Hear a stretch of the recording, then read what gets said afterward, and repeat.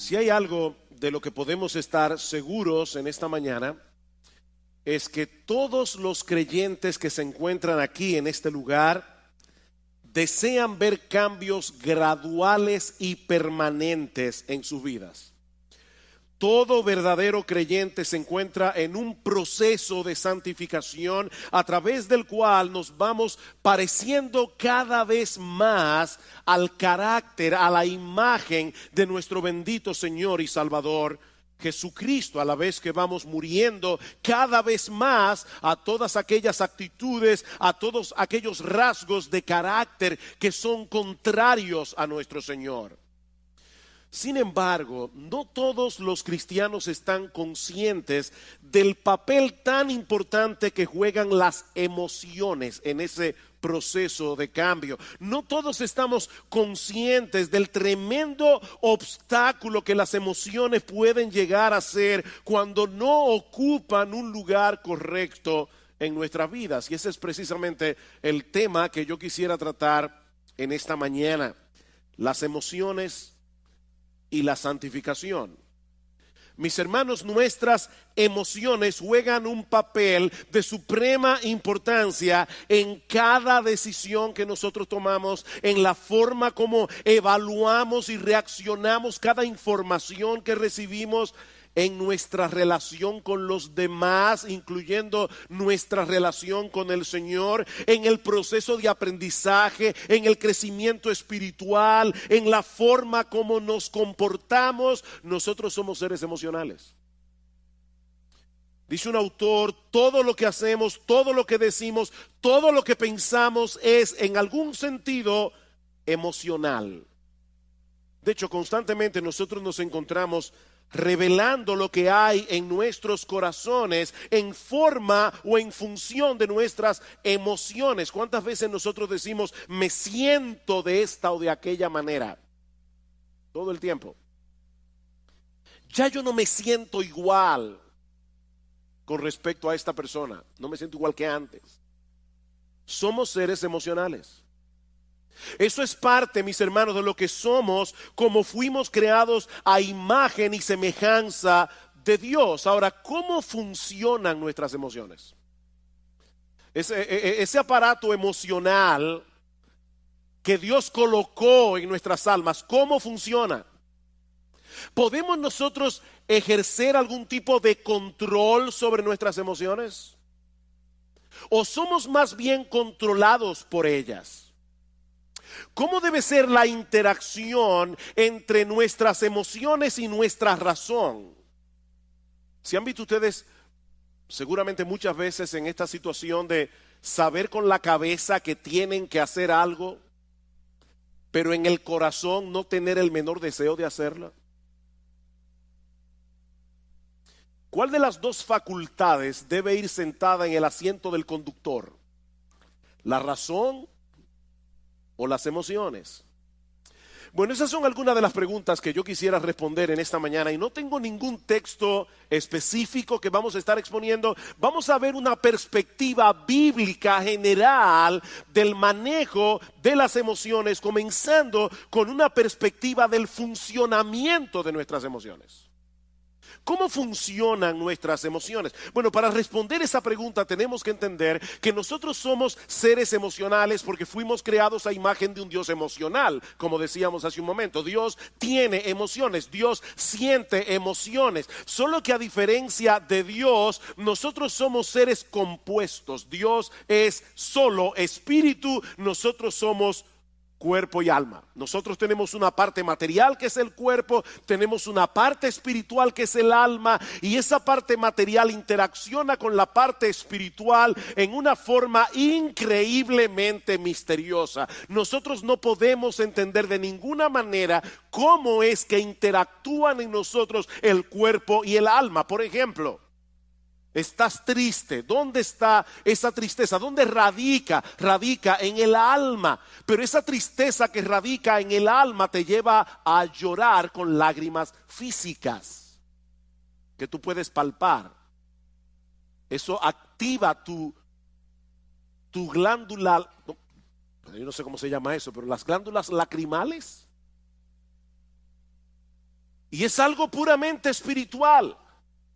Un temor extremo te puede paralizar, te puede dejar sin voz.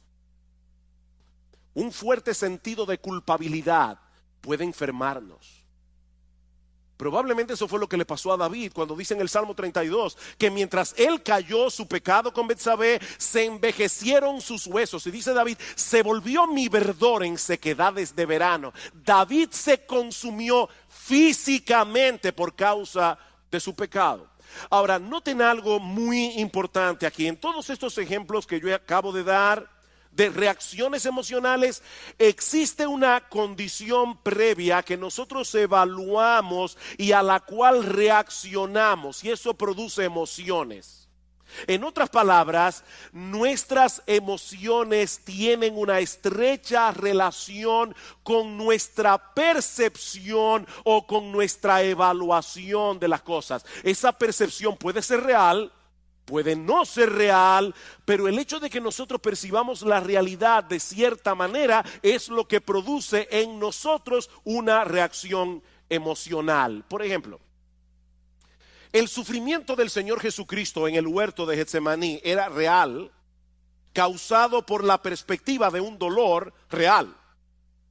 El Señor sabía que unas horas más tarde Él iba a estar colgado de una cruz e iba a recibir sobre sí todo el peso de la ira de Dios por causa de nuestros pecados. ¿Qué produjo eso en el Señor? Mi alma está muy triste hasta la muerte, dijo Cristo.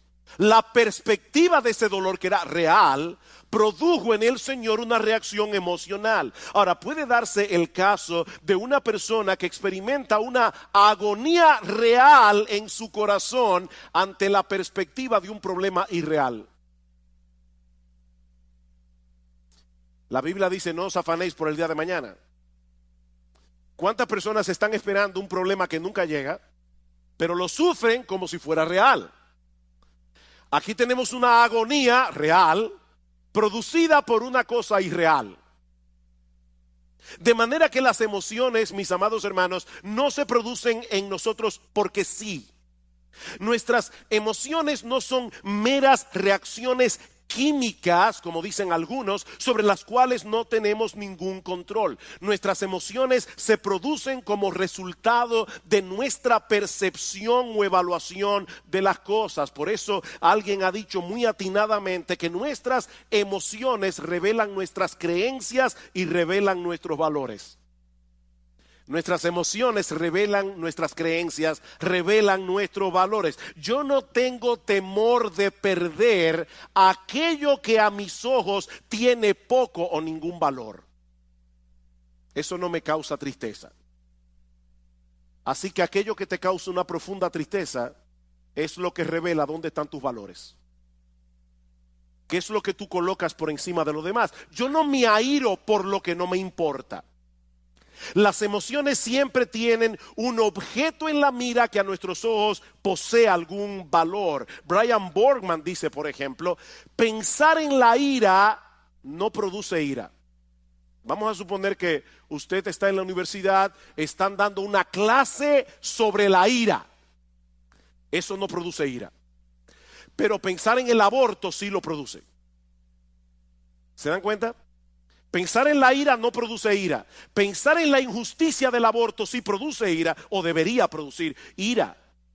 Ahora, por supuesto, eso no significa que antes de experimentar una emoción nos detenemos a evaluar conscientemente lo que está sucediendo a nuestro alrededor para luego reaccionar. Eso es algo que ocurre de manera instantánea. Por ejemplo, si en medio de la noche, a las 3 de la mañana, tú estás profundamente dormido, escuchas un ruido atronador en la sala de tu casa, lo más natural es que sientas temor inmediatamente, aunque tú no tengas ni idea de lo que produjo ese ruido. Ese temor se produce por la percepción de que puedes estar en peligro. No es necesario que el peligro sea real. Tal vez fue que se cayó una lámpara, el gato la tumbó. Puede ser que no haya un ladrón en la casa. El peligro no es real. Pero basta con que tengamos la percepción de que podemos sufrir algún tipo de daño y eso va a disparar en nosotros la emoción del temor. Y lo mismo ocurre a la inversa. Un individuo puede estar tan seguro de que van a darle un aumento de sueldo que él ya lo está disfrutando sin tenerlo en la mano, aunque al otro día lo boten de la empresa. Y eso lamentablemente pasa muchas veces. O puede suceder que un individuo esté tan seguro de que la muchacha que le gusta le va a decir que sí, que él ya está experimentando la emoción de la boda. Pero resulta que ella le dice que no. Es así como funcionan nuestras emociones. El objeto de nuestra esperanza puede ser una mera ilusión, pero causa una emoción real. Ustedes recuerdan, luego de la victoria de Saúl contra el pueblo de Amalek, que Samuel mandó a llamar al rey Agag, a quien Saúl le había perdonado la vida, a pesar de que Dios le había dicho explícitamente que lo matara. Dice la Biblia en 1 Samuel capítulo 15, versículo 32, que Agag vino delante de Samuel alegremente, pensando dentro de sí que el peligro había pasado. Unos minutos más tarde fue descuartizado. Su alegría fue real, pero su perspectiva de la realidad no lo era. Y eso nos lleva de la mano a nuestro segundo encabezado. Ya vimos, yo espero que se haya podido entender cómo funcionan las emociones, cómo se disparan las emociones. Bueno, veamos ahora en segundo lugar nuestra responsabilidad en el control de las emociones. Nuestra responsabilidad en el control de las emociones. Mis hermanos, si nosotros partimos de la presuposición de que nuestras emociones son impulsos primitivos o meras reacciones químicas sobre las cuales no tenemos ningún control, entonces nosotros no somos responsables por las emociones que experimentamos. Sin embargo, es interesante notar que en la Biblia Dios nos da órdenes muy precisas con respecto a las emociones que nosotros deberíamos sentir con respecto a ciertas cosas. Dios nos da órdenes emocionales. Por ejemplo, en Deuteronomio capítulo 6, versículo 5. Dice que nosotros debemos amar a Dios. ¿Cómo? Con todo nuestro corazón, con toda nuestra alma, con todas nuestras fuerzas. Ese es un deber que Dios impone sobre el hombre. Y eso no solo incluye nuestra voluntad, eso incluye nuestras emociones. Mis hermanos, lo que Él espera de nosotros no es una obediencia fría, formalista, mecánica a sus mandamientos. Lo que Dios espera de nosotros no es una ortodoxia fría. Lo que Dios espera de nosotros es que le amemos, que le adoremos, que le alabemos, que le sirvamos con todo nuestro ser. Y eso incluye nuestro intelecto, incluye nuestra voluntad e incluye nuestras emociones. ¿Qué dice el Salmo 100? Cantad alegres a Dios, habitantes de toda la tierra. Venid ante su presencia con regocijo. Nosotros debemos venir a la casa de Dios, debemos venir a encontrarnos con el pueblo de Dios y sobre todas las cosas debemos venir a la presencia de Dios con una expectativa de alegría. Ahora yo me imagino a algunos aquí pensando: pastor, pero es que yo no puedo darle una orden a mis emociones para sentir ciertas cosas o para dejar de sentir otras cosas. ¿Cómo yo hago eso? Y eso es verdad, en parte.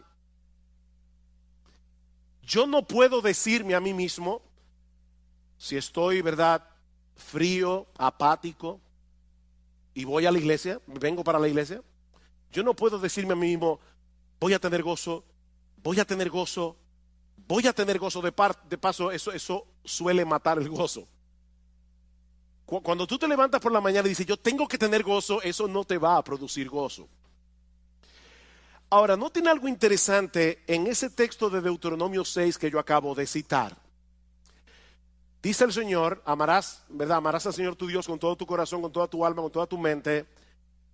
Y luego el pasaje continúa diciendo, y estas palabras que yo te mando hoy estarán sobre tu corazón, y las repetirás a tus hijos, y hablarás sobre ellas estando en tu casa y andando por el camino y al acostarte y cuando te levantes, y las atarás como una señal en tu mano y estarán como frontales entre tus ojos, y las escribirás en los postes de tu casa y en tus puertas. En otras palabras, ese amor de Dios se nutre del conocimiento que nosotros obtenemos acerca de Dios por medio de su revelación. Para amar a Dios con todo nuestro ser, alma, intelecto, voluntad, emociones, necesitamos información fidedigna acerca de Dios. Una información que, según este texto, nosotros debemos traer continuamente a nuestras cabezas y a la mente de nuestros hijos. En otras palabras, hay una relación estrecha entre nuestras emociones y nuestro conocimiento. Hay una relación estrecha entre nuestras emociones y nuestro proceso de pensamiento. Por ejemplo, Salmo 18, versículos 1 al 3, dice el salmista: yo te amo, Jehová, fortaleza mía. Jehová, roca mía y castillo mío, mi libertador, Dios mío, fortaleza mía, en él confiaré, mi escudo y la fuerza de mi salvación, mi alto refugio. Invocaré a Jehová, quien es digno de ser alabado, y seré salvo de mis enemigos. Estas expresiones de amor de parte del salmista surgieron de una percepción adecuada de Dios, fruto de la percepción y del conocimiento verdadero que el salmista tenía acerca de Dios. Dios es un refugio, Dios es un castillo en el cual podemos escondernos en tiempos de aflicción. Y lo mismo podemos decir acerca del amor al prójimo. Los dos mandamientos más importantes son: amarás al Señor tu Dios y al prójimo como a ti mismo. Y eso incluye emociones de compasión, eso incluye emociones de misericordia. Ahora, ¿cómo surgen esas emociones en nosotros? Escuchen este pasaje en Levítico 19:33. Cuando el extranjero morare con vosotros en vuestra tierra, no le oprimiréis. Como a un natural de vosotros tendréis al extranjero que mora entre vosotros, y lo amarás como a ti mismo, porque extranjero fuisteis vosotros en la tierra de Egipto. ¿Se dieron cuenta de esa conexión?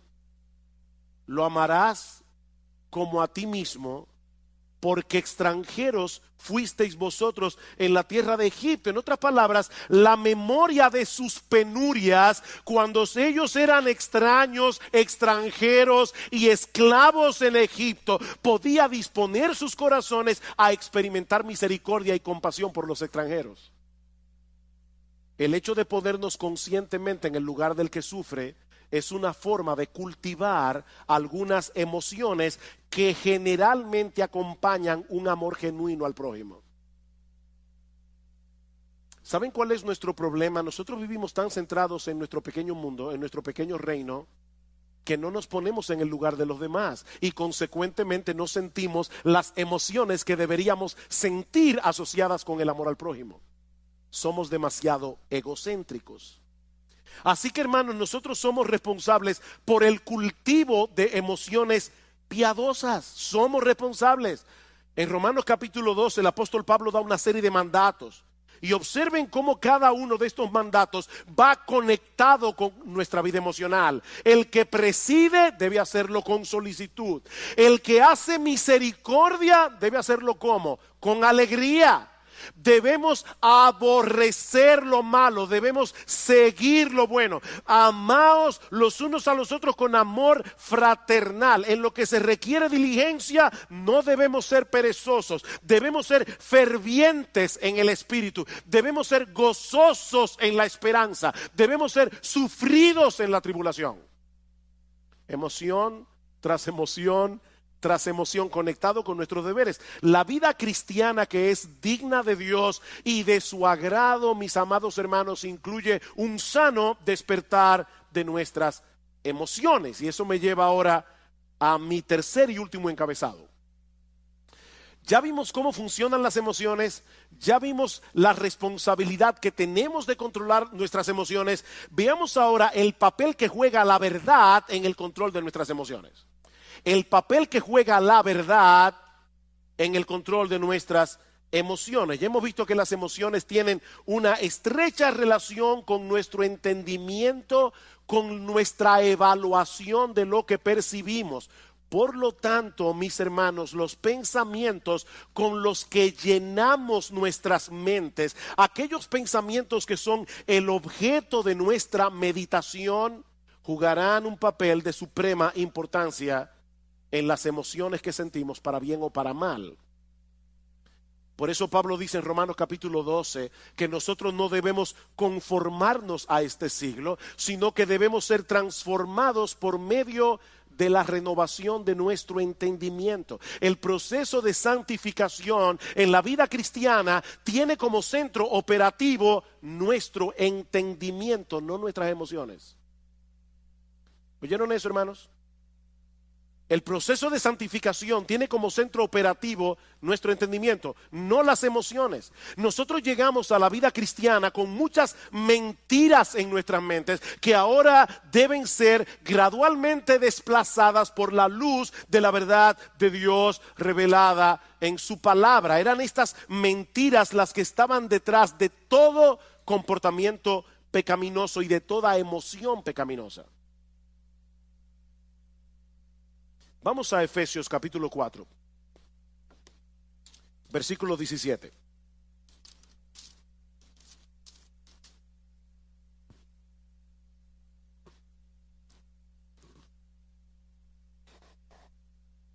Dice Pablo, versículo 17, esto pues digo y requiero en el Señor, que ya no andéis como los otros gentiles que andan en la vanidad de su mente, teniendo el entendimiento entenebrecido, ajenos de la vida de Dios, por la ignorancia que en ellos hay, por la dureza de su corazón. ¿Por qué los incrédulos viven como viven? Pablo dice, porque tienen una mente vana en lo que respecta a las cosas espirituales. Pueden ser personas sumamente inteligentes en todo lo demás, pero en lo que respecta a la vida de Dios son ignorantes. Ignoran la eternidad, ignoran la gloria de Dios, ignoran la majestad de Dios, ignoran la belleza de Dios. Y por esa razón van detrás de cosas vanas. Tim Chester dice, nosotros pecamos porque creemos la mentira de que estamos mejor sin Dios, de que sus reglas son opresivas, de que seremos libres sin Él, de que el pecado ofrece más que Dios. Es una forma equivocada de pensar que produce emociones equivocadas y un patrón de vida equivocado. Más adelante dice Chester, no mucha gente se ve a sí misma como alguien que cree mentiras. Pero cada vez que nosotros dejamos de confiar en la palabra de Dios, estamos creyendo en otra cosa, ¿no es así? Y esa otra cosa siempre es una mentira. La palabra de Dios es verdad. Todo lo que tú crees que es contrario a la palabra de Dios es una mentira. Y esa mentira va a producir en ti pecado. Y mis hermanos, esto es algo crucial. Recuerden que nuestras emociones dependen de nuestra percepción de la realidad. ¿Por qué nos deprimimos y nos amargamos ante las circunstancias adversas de la vida? ¿Por qué? Oh, pastor, pero eso es obvio. Si yo tengo un problema económico, me voy a deprimir porque tengo un problema económico. Si tengo un problema de salud, me voy a deprimir porque tengo un problema de salud. No. La razón por la que nos deprimimos y nos amargamos ante las circunstancias adversas de la vida es porque en el fondo de nuestros corazones nosotros no creemos que Dios esté en control. Es porque en el fondo de nuestros corazones nosotros no creemos que Dios nos ama. Nosotros no creemos que Dios está obrando a nuestro favor. ¿Se dan cuenta? Y no importa lo que tú digas con tu boca acerca de lo que tú dices creer.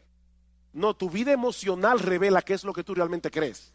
Alguien decía que hay una brecha, un abismo entre lo que nosotros creemos en teoría y lo que creemos en la práctica.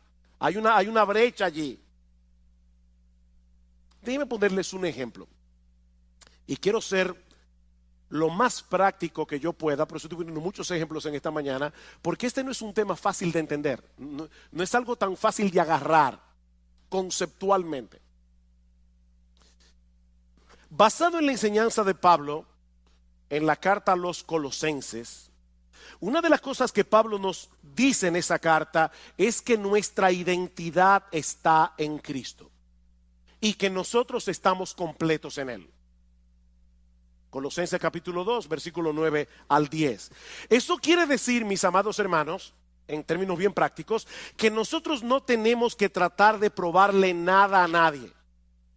Nosotros no tenemos que tratar de impresionar a nadie con nuestro desempeño, porque nuestra valía no depende de nosotros, depende únicamente de Cristo.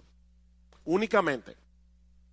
De hecho, como decíamos cuando predicamos la serie de Colosenses, nosotros ni siquiera tenemos que tratar de impresionar a Dios, porque ya Jesús lo impresionó por nosotros. Ahora bien, un creyente puede estar aquí hoy en la mañana escuchando esto que yo acabo de decir como una declaración, nuestra valía, nuestra identidad, todo está en Cristo, nosotros estamos completos en Cristo.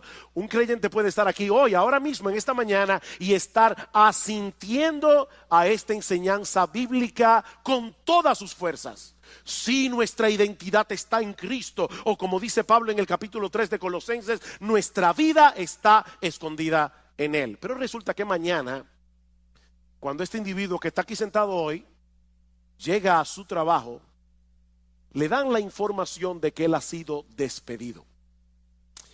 Era un trabajo muy bien remunerado en una empresa muy reconocida.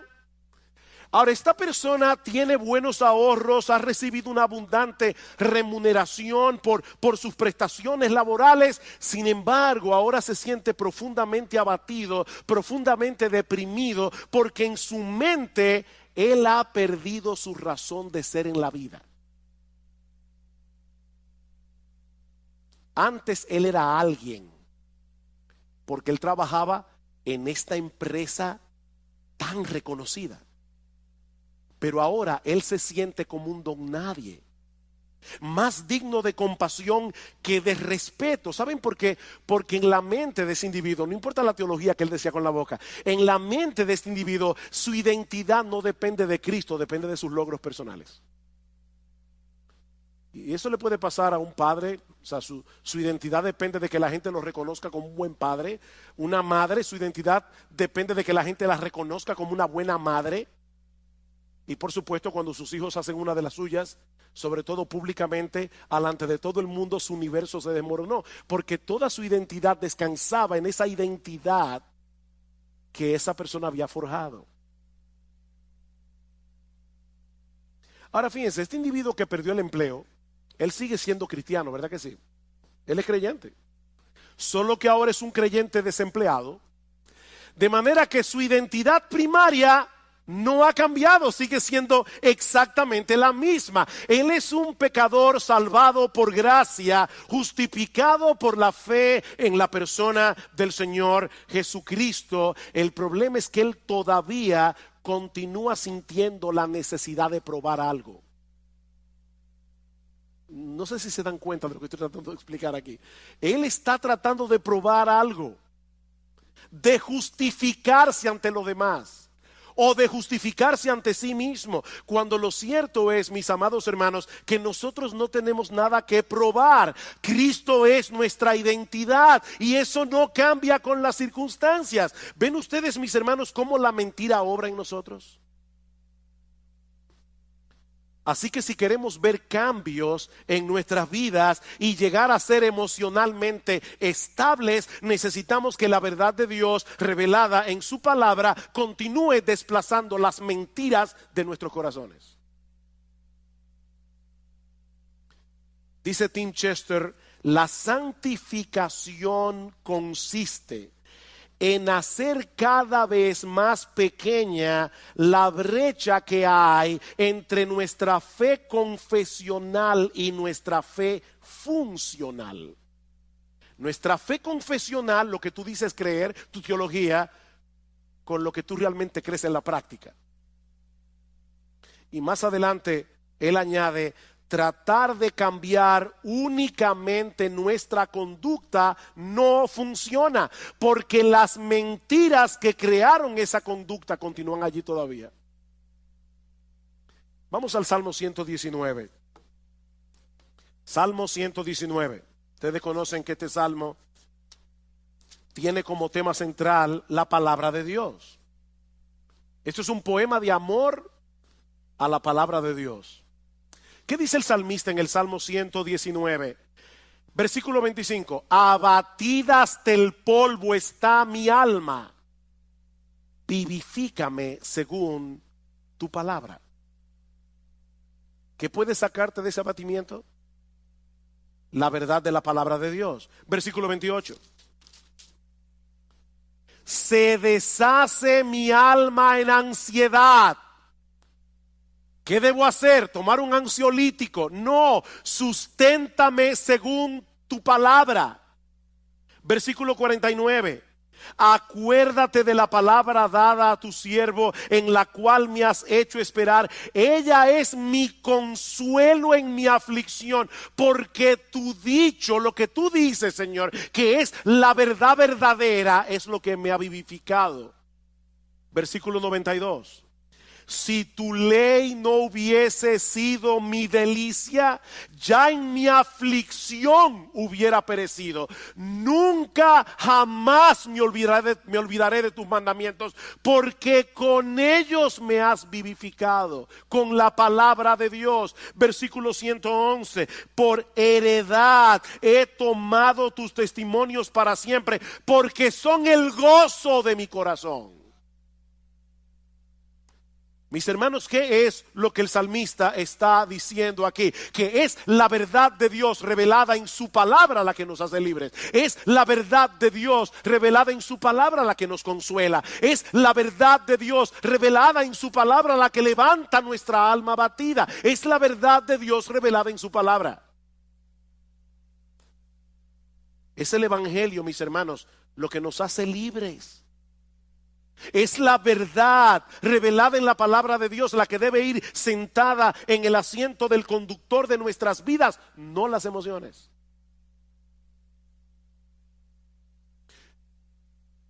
Imagínate que tú pecas contra Dios en cualquier cosa y tú sabes que pecaste. El Espíritu Santo te redarguye de pecado. Tú le pides perdón a Dios. Déjame hacerte una pregunta que quiero que respondas allí donde estás en tu corazón. ¿Cuántas veces tú has pecado contra Dios, le has pedido perdón por tus pecados y sigues sintiéndote culpable? ¿Cuántas veces? ¿Cuántas veces tú pecas contra Dios, pides perdón y todavía hay una voz dentro de ti que te dice, qué fácil? Después que hiciste lo que te dio la gana, ahora tú quieres venir delante de Dios para que te perdone. Aquí las emociones nos están traicionando.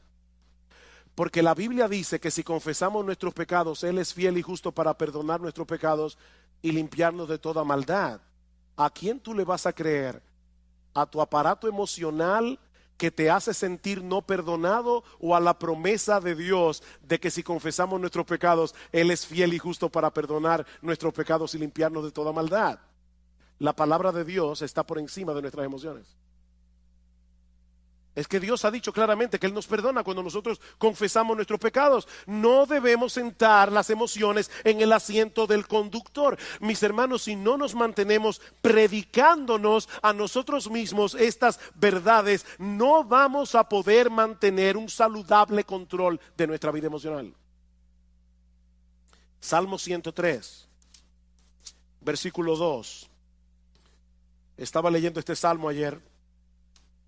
bendice alma mía a Jehová y bendiga todo mi ser su santo nombre. Bendice alma mía a Jehová y no olvides ninguno de sus beneficios. Él es quien perdona todas tus iniquidades. Él es el que sana todas tus dolencias.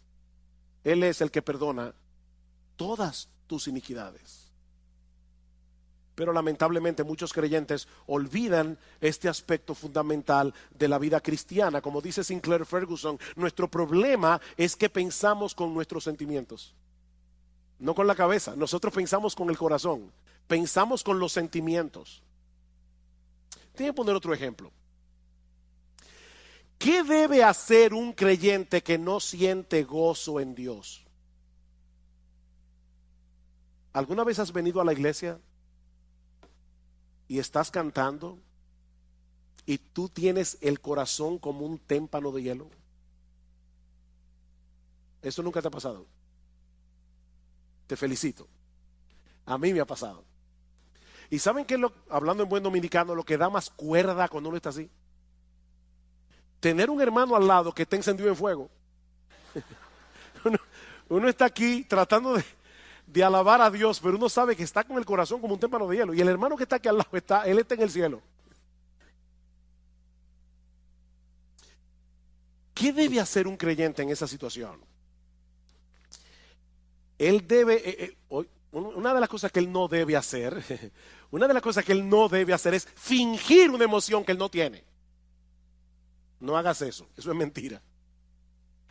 Pero una de las cosas que tú debes hacer es recordarte a ti mismo que Dios sigue siendo nuestro gozo y aceptarlo por fe. Aunque en ese momento no estés sintiendo nada, Dios sigue siendo nuestro gozo y yo debo aceptarlo por fe. Tu gozo no va a retornar pensando en el gozo o deseando el gozo, sino enfocándote en las verdades acerca de Dios reveladas en su palabra.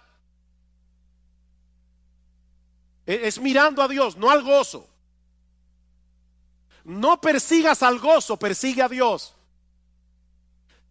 ¿Cómo yo persigo a Dios? Enfocando mi mente en lo que Él me ha dicho que Él es en su palabra.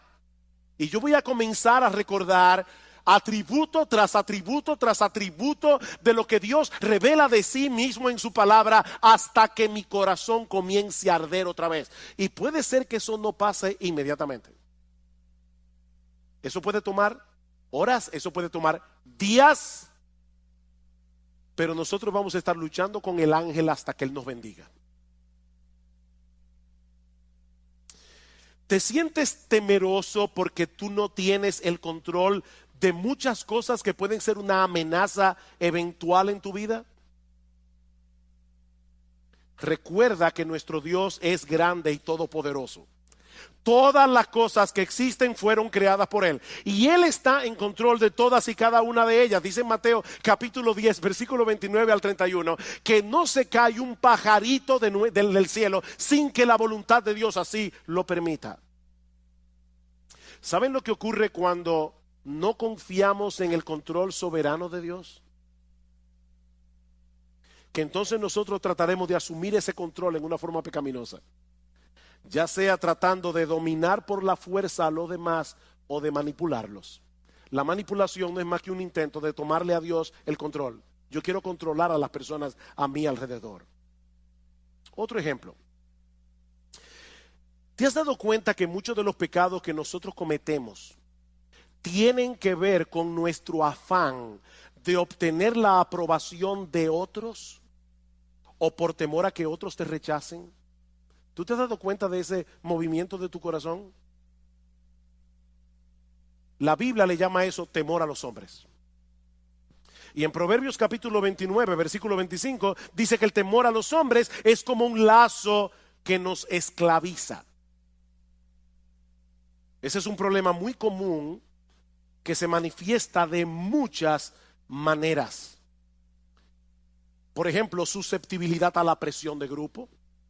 Necesitar que las personas me den algo, cariño, respeto, admiración, preocupación por nuestra autoestima, llenarte de compromisos porque no sabes decir que no. Eso es temor a los hombres. pequeñas mentiras para lucir bien delante de los otros, compararte con otras personas,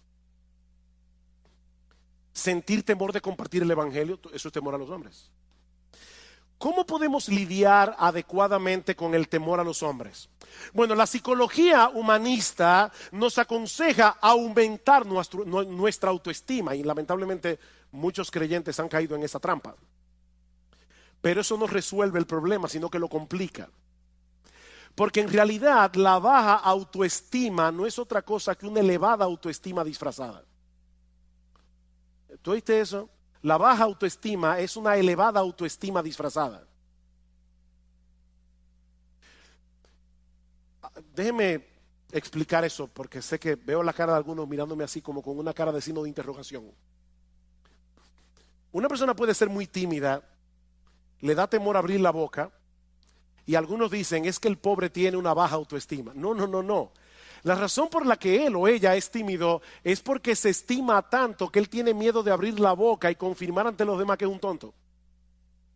Es mejor callarse y dejar que las personas sospechen que tú eres un tonto, abrir la boca y confirmar que lo eres. Entonces la razón por la que mucha gente es tímida es porque no quiere descubrirse delante de los demás, porque se estima demasiado a sí misma. Si no se estimara tanto, no tuviera temor de los demás.